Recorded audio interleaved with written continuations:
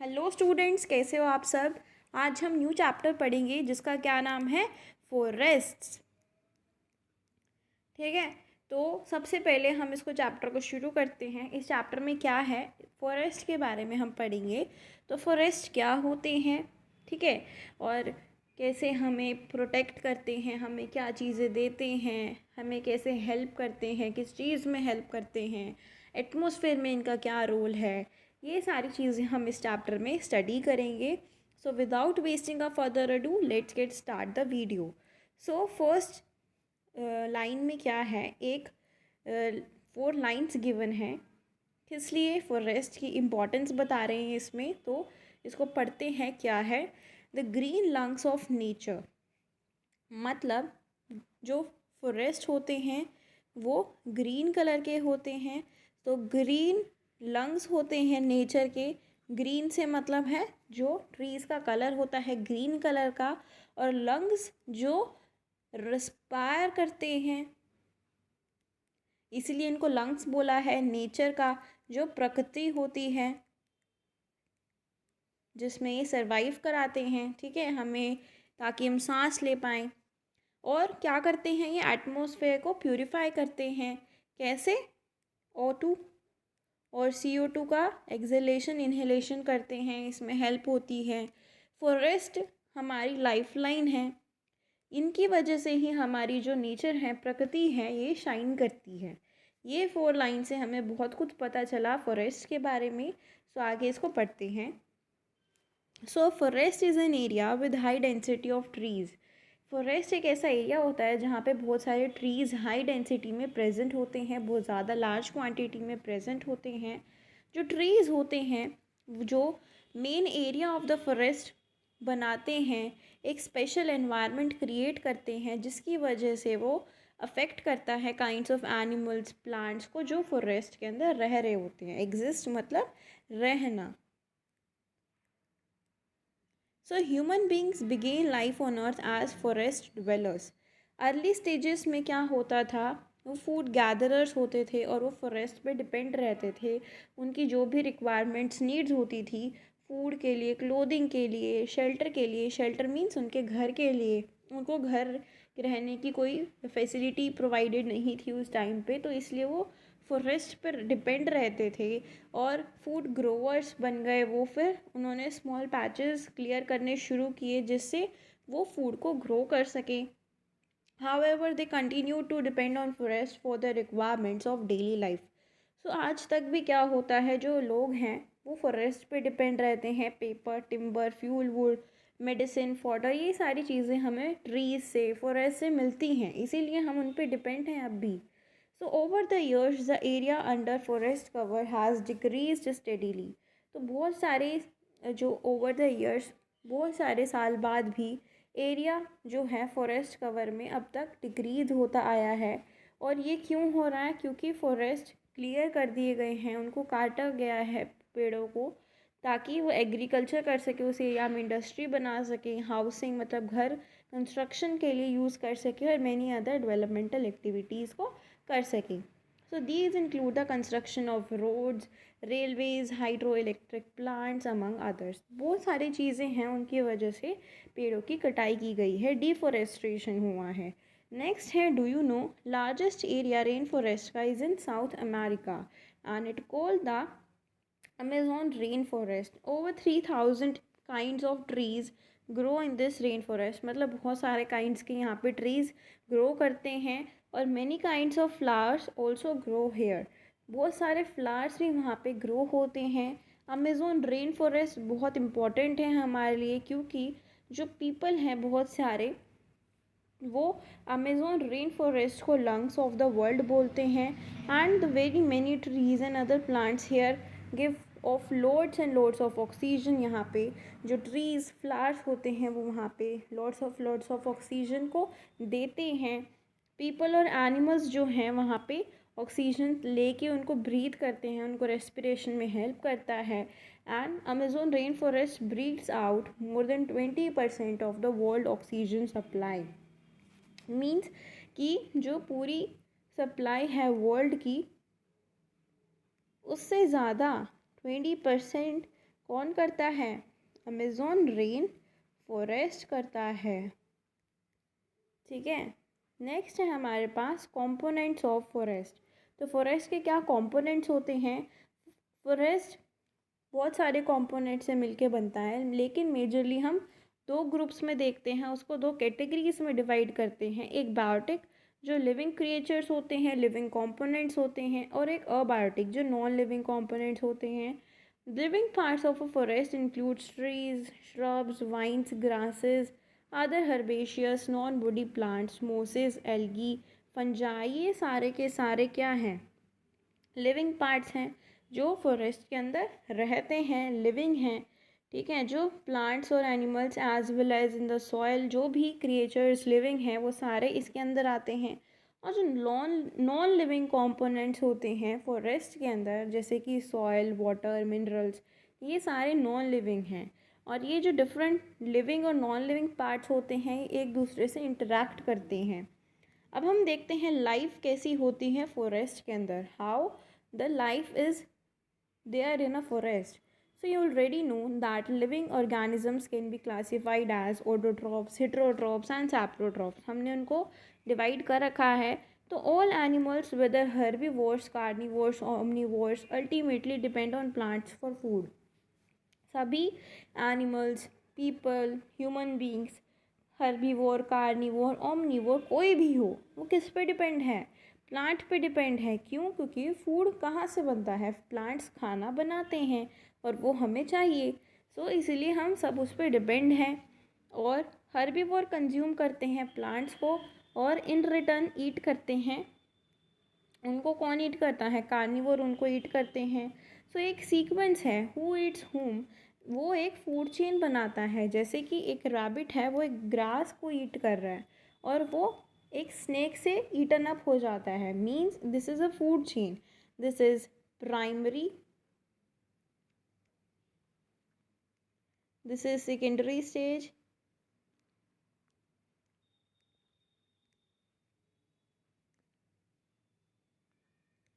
And this is tertiary stage. यहाँ पे क्या हुआ? ग्रास जो थी वो किसने ले ली, किसने खा ली? रैबिट ने खा ली। अब रैबिट को कौन खाएगा? कोई तो खाएगा ना, वो कौन होगा? स्नेक होगा। तो ये एक फूड चेन है। मैनी सच फूड चेन्स, बहुत सारी फूड चेन्स आपस में इंटरलिंक्ड होती हैं नेचर के अंदर, उसको हम बोलते हैं फूड वेब। तो अगर एक कंपोनेंट जो है इस लिंक में से अगर हम रिमूव कर दें तो बाकी सारी जो फूड चेन होती है वो अफेक्ट हो जाएगी।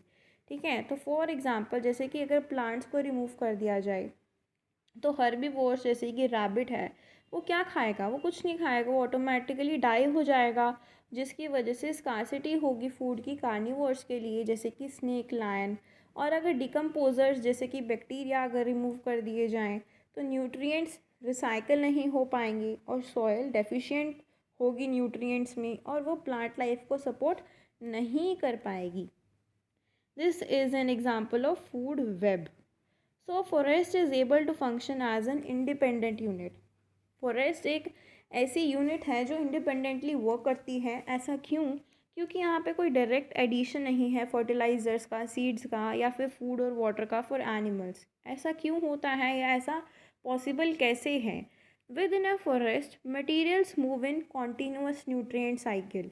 एक फॉरेस्ट के अंदर जो मटेरियल्स होते हैं वो एक कॉन्टीन्यूस न्यूट्रिएंट साइकिल के अंदर मूव करते हैं अलोंग अ फूड चेन के साथ साथ, और एक फूड वेब के ज़रिए जो प्लांट से प्लांट ईटर्स के पास जाता है। जैसे कि हर्बीवोर्स है, वो बाद में किसको मीट करता है? कार्निवोर्स को मीट करता है। बाद में वो डिकम्पोजर्स के पास जाता है और बाद में बैक टू प्लांट्स, मतलब प्लांट्स के पास वापस आ जाता है। So the term food web is a better description for a forest then a food chain. ठीक है। आया समझ? क्या कहना चाह रहे हैं कि जो फूड वेब है एक बेटर डिस्क्रिप्शन है फॉरेस्ट के लिए, ना कि फूड चेन। तो ऐसा क्यों होता है? क्योंकि सिंगल प्लांट और एनिमल में have links to many others. For example जैसे कि बहुत सारे एनिमल्स हैं, उनको ईट कर रहे हैं प्लांट्स और अदर एनिमल्स, तो उनके बहुत सारे लिंक्स होंगे प्लांट्स और अदर एनिमल्स का, जो मीट ईटिंग एनिमल्स होंगे। सो इसीलिए डिकम्पोजर जैसे कि बैक्टीरिया, फंजाई, कुछ वॉर्म्स हैं, वो भी इम्पॉर्टेंट हैं फूड चेन्स के अंदर, फूड वेब्स के अंदर फॉरेस्ट हैबिटेट्स बनाने के लिए. So their role is to break down the rough woody fibers of trees, thus enabling the nutrient cycle to begin all over again. अब है next, do you no, mangrove short dense trees होते हैं जो tolerate करते हैं और अपने आप को अडाप्ट करते हैं, चेंज करते हैं respect to the environment. So well to both saline and fresh water and grow in coastal areas. So the Gangetic Sundarbans जो वेस्ट बंगाल के अंदर प्रेजेंट है वो लार्जेस्ट मैंग्रोव एरिया है इंडिया का. अब नेक्स्ट है हमारे पास topic that is the layers of the forest. Forest के अंदर कौन कौन सी लेयर्स प्रेजेंट होती हैं. सो एक फॉरेस्ट जो है वो बहुत सारी लेयर्स से मिलके बनता है. अगर हम ग्राउंड लेवल से शुरू करें और ऊपर की तरफ जाएं तो हम देखेंगे कि बहुत सारी लेयर्स हैं, जैसे कि forest floor, under story and the canopy. So tropical rain forest के अंदर अनदर लेयर भी प्रेजेंट होती है जिसको एमर्जेंट लेयर बोलते हैं. जैसे कि ईच लेयर, जो भी लेयर्स हैं उनके पास डिफरेंट सेट होते हैं प्लांट्स के, एनिमल्स के. वो उनकी अवेलेबिलिटी पे डिपेंड करते हैं कि सनलाइट कितनी पहुंच रही है वहाँ तक, मॉइस्चर कंटेंट कितना है, फूड उनको कितना मिल रहा है. ठीक है, तो इस हिसाब से वो उनको अरेंज किया गया है. सो इस चीज़ को हम डिस्कस करते हैं one by one. So first layer है हमारी that is forest floor layer. So this layer is made up of decomposing leaves, animal droppings, dead trees and animals. ये लेयर कब बनती है, डिकम्पोज करते हैं हम जब लीव्स को, एनिमल ड्रॉपिंग्स को, डेड ट्रीज को, तब बनती है. All of this decay on the forest floor and form the new soil that provides nutrients to the plants. ये जब होता है जब फॉरेस्ट फ्लोर और फॉर्म करता है न्यू सॉइल को जो न्यूट्रिएंट्स प्रोवाइड करता है प्लांट्स को. So the forest floor supports ferns, grasses, mushrooms and tree seedlings. ये लेयर्स हैं, इसमें एक डायग्राम गिवन है. फर्स्टली क्या है, फॉरेस्ट फ्लोर, फिर अंडर स्टोरी, फिर कैनोपी और फिर एमर्जेंट लेयर. तो अब हम पढ़ेंगे सेकेंड लेयर. हमारी सेकेंड लेयर क्या है, under story layer. So under story layer में क्या होगा, ये बुशेस से बनी होती हैं जिसमें यंग ट्रीज आते हैं जो शेड के अंदर रहते हैं ताकि एक कैनोपी को फॉर्म कर सकें. थर्ड लेयर आती है हमारी कैनोपी. सो कैनोपी एक मास से मिलके बनती है जिसमें इंटरट्विन्ड ब्रांचेस होती हैं, ट्विग्स, लीव्स प्रेजेंट होती हैं टोल मैच्योर ट्रीज़ की. जो क्राउन्स होते हैं डोमिनेंट ट्रीज़ के वो रिसीव करते हैं बहुत सारी सनलाइट को, और ये मोस्ट प्रोडक्टिव पार्ट होता है ट्रीज़ का जहाँ पे मैक्सिमम फूड उनको अवेलेबल किया जाता है और वो प्रोड्यूस कर सकते हैं. सो कैनोपी एक शेडी प्रोटेक्टिव अम्ब्रेला बनता है over the rest of the forest. Next layer है हमारी एमर्जेंट लेयर. एमर्जेंट लेयर क्या है, वो ट्रॉपिकल रेन फॉरेस्ट में होती है सिर्फ, और ये कंपोज होती है फ्यू स्कैटर ट्रीज से जो टावर करते हैं कैनोपी के ऊपर. जैसे कि आपको इसमें दिख रहा है, ये इसके ऊपर रहते हैं कैनोपी के. So this is the fourth layer which is present in only the tropical rainforest. Next है, do you know, Constitution of India has given due recognition to forest and wildlife and tribal communities dependent on forest in the form of some fundamental duties. तो एक ऐसी duty है जिसमें हम protect कर सकते हैं, इम्प्रूव कर सकते हैं हमारे नेचुरल एनवायरनमेंट को, जिसमें forest, lake, reverse, wild life होंगे, और to have the compassion for the living creatures. First है crown of trees. तो crown of woody plants, trees, shrubs include करते हैं ब्रांचेस, ट्विग्स, लीव्स को जो एक्सटेंडेड होती हैं ट्रंक से या मेन स्टेम से.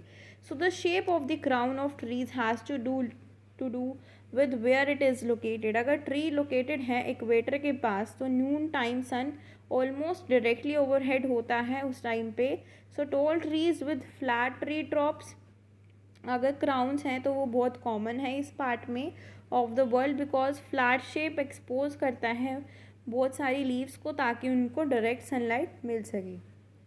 सो ये बहुत सारी शेप्स होती हैं, different shapes of the crowns of the trees. Up near the Arctic Circle, the sun is never directly overhead and is usually quite low in the sky. Arctic circle में सन directly overhead नहीं रहता कभी भी, और वो quite low रहता है sky के अंदर। सो ट्रीज़ इस पार्ट में कॉन शेप के होते हैं, जिसकी वजह से लीव्स को top of the tree to its bottom में एक अवेलेबिलिटी मिल जाती है सनलाइट की। फाइनली बहुत सारे ट्रीज़ होते हैं जो आर्कटिक सर्कल के पास प्रेजेंट होते हैं, वो टू फॉर्म द नीडल्स, और ये पार्टली नीडल्स स्पेशली अडेप्टेड होते हैं कोल्ड ड्राई क्लाइमेट्स के लिए, और जो लीफ नीडल्स होते हैं वो रिटेन करते हैं वाटर को better than the broad leaf trees जैसे कि ओक्स और मैपल्स। ये सारी डिफरेंट शेप्स होती हैं ट्रीज़ की, अलग अलग एरियाज़ के अकॉर्डिंगली हम उनको अरेंज करते हैं। नेक्स्ट टॉपिक है हमारा इम्पोर्टेंस ऑफ फॉरेस्ट। तो फॉरेस्ट की क्या इम्पोर्टेंस है? फॉरेस्ट एक बहुत वाइटल रोल प्ले करता है, बहुत इम्पॉर्टेंट रोल प्ले करता है social, cultural, historical, economical, industrial development में। बहुत इम्पॉर्टेंट है इकोलॉजिकल बैलेंस बनाने के लिए। एक हिंदी प्रोवर्ब है, वनों के हैं तीन उपकार, मिट्टी, पानी और बयार। ये सारे तीन उपकार मतलब वनों के, वन मीन्स पेड़, दैट मीन्स ट्री। तीन उपकार, उन्होंने तीन उपकार किए हैं, मिट्टी दी हमें, पानी दिया और बयार दिया। So beautifully brings about the varied utility of forest. मतलब फॉरेस्ट हमारे लिए एक हैबिटेट है, लिविंग ऑर्गेनिजम्स के लिए एक स्टोर हाउस है, बायोडाइवर्सिटी के लिए प्रैक्टिसेस जैसे कि एग्रीकल्चर, एनिमल हस्बेंड्री, ये सारी चीज़ें फॉरेस्ट और फॉरेस्ट लैंड पे डिपेंड करती हैं। फॉरेस्ट मेंटेन कर सकता है, इम्प्रूव कर सकता है मॉइस्चर कंटेंट को, जिसकी वजह से क्या होगा, determining the rainfall in an area. Forest provide करता है क्लीन एयर को, as they are the reservoirs of the given oxygen, and they helps to maintain the oxygen carbon dioxide ratio in the atmosphere. इसको maintain करता है, इसीलिए हम इसको lungs of the earth बोलते हैं। फॉरेस्ट ह्यूमस को प्रोड्यूस करता है, जिससे सॉइल की फर्टिलिटी ज़्यादा बढ़ती है।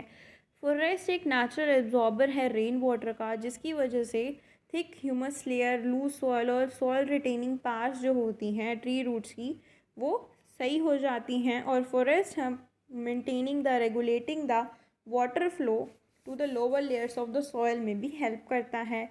फॉरेस्ट रिड्यूस करता है speed of strong winds and trap dust and gases को ट्रैप कर लेता है। Wide variety of food giving plants और लाइव स्टॉक अक्कर होते हैं फॉरेस्ट और ग्रासलैंड्स के अंदर। फॉरेस्ट हमारे लिए एक बेसिक बहुत ह्यूमन नीड है, और इम्पॉर्टेंट सोर्सेज होते हैं टिम्बर के, रॉ मटेरियल्स, जो भी पेपर इंडस्ट्रीज़ होती हैं उसमें फॉरेस्ट का यूज़ होता है। नॉन टिम्बर फॉरेस्ट प्रोडक्ट्स, गम, रेजिन्स, फ्रूट्स, ये सारी चीज़ें हमें ज़रूरत होती हैं इन चीज़ों की, और ये हमें कहाँ से मिलती हैं, वैरायटी ऑफ ट्रीज से मिलती है। नेक्स्ट है, do you no, following the uproar caused by the news that the national animal has disappeared from one of the tiger reserves, namely Sariska in Rajasthan, the chairman of the National Board for Wildlife and then the Prime Minister of India, Dr. Manmohan Singh, set up a task force. This task force had to assess the situation vis-a-vis Project Tiger and to submit a time-bound report. Sariska was a crisis waiting to happen, and it is bound to recur elsewhere. If matters are not rectified, it also brought into limelight the prevalent situation with regard to wildlife conservation in the country. However, things have taken a turn for the better, and tigers from Ranthambore are released in Sariska to repopulate this reserve laid barren by the poachers. ये एक incident है, यहाँ पे बताया हुआ है कि सरिस्का में एक टाइगर रिजर्व नाम से एक क्या है, नेशनल बोर्ड है, जहाँ पे मनमोहन सिंह ने एक टास्क फोर्स चलाया था, और इस टास्क फोर्स के ज़रिए एक प्रोजेक्ट टाइगर बना था। वहाँ पे बहुत सारे टाइगर्स जो हैं वो सिचुएशन को हैंडल नहीं कर पाए, और फिर वहाँ पे बहुत कमी होने लग गई, और फिर उन कमी को पूरा करने के लिए दूसरी वाइल्ड लाइफ से उसमें उस चीज़ को पूरा कर दिया गया, ताकि वहाँ पे उनकी कमी ना हो और वो रिज़र्व कर लें उस लैंड को। सो अब आपको ये चीज़ समझ में आ गई होगी, डू यू नो? ठीक है। नेक्स्ट टॉपिक है हमारा deforestation and other problems related to forest. मतलब डिफॉरेस्ट्रेशन मतलब पेड़ों की कटाई करना, और जो भी प्रॉब्लम्स हैं फॉरेस्ट से रिलेटेड वो सारी चीज़ें हम इसमें डिस्कस करेंगे अच्छे से। सो ये वाला टॉपिक से हम शुरू करेंगे नेक्स्ट वीडियो में, that is your part number 2 video. So stay tuned for the next video, and if you like my videos, please do like, share and subscribe to my channel for more such videos. Thank you.